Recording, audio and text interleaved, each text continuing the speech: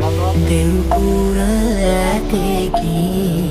කුමුදාසයකි අපි නාවුද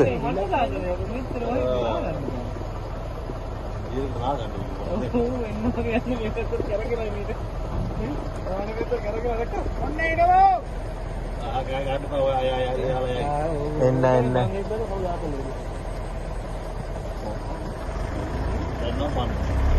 අන්න අරු තමයි පන්නන්නේ අර පොඩි එක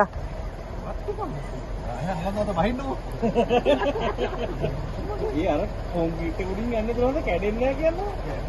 එයා පුතා අයියට ගහලා දෙන ඒක ඉස්සන්න නෝද